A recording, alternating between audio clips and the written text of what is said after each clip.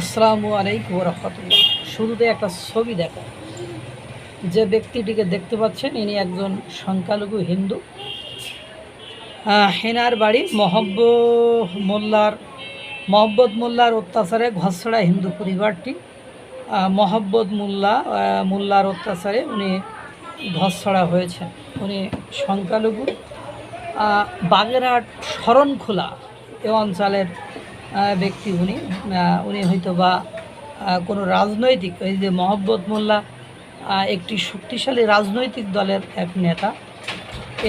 এদের নিকট থেকে তাদের বসতভিটা জোর করে দখল করে নিয়ে তাদেরকে সেখান থেকে উৎখাত করে দিয়েছে।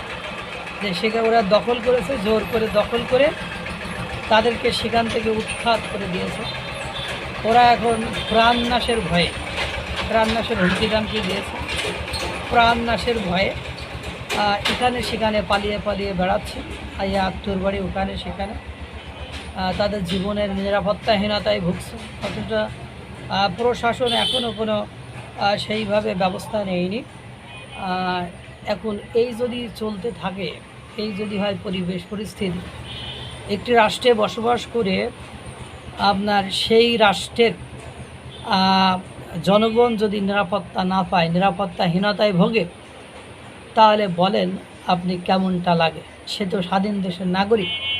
আপনি আইনে মারফতে আসবেন, আইন মারফত লাগে না। এবং শরণখোলা বাগেরহাট অঞ্চলে সংখ্যালঘুদের উপরে এই ধরনের নিপীড়ন নির্যাতন হয়। এর আগেও অনেক ইতিহাস মানুষের জানা রয়েছে।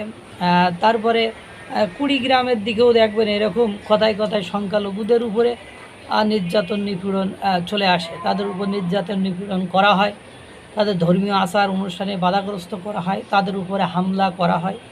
দেখেন, এই মোহাম্মদ মোল্লার অত্যাচারে একটি পরিবার রাস্তায় রাস্তায় ঘুরছে, পালিয়ে বেড়াচ্ছে। প্রশাসন ওরা ভিডিও বার্তাও দিয়েছে, আমি যা দেখলাম ভিডিও বার্তা দিয়ে হাউমাউ করে স্বামী স্ত্রী তাদের সন্তানকে নিয়ে কান্নাকাটি করেছে। একটা মানুষের সবচেয়ে আবেগের যে জায়গাটা, সেটা হলো তার বসতভিটি। আর এই বসতভিটাকে যখন তাকে ছাড়তে হয় অকারণে কারোর অত্যাচারে, তখন সেটা সীমা ছাড়িয়ে যায়।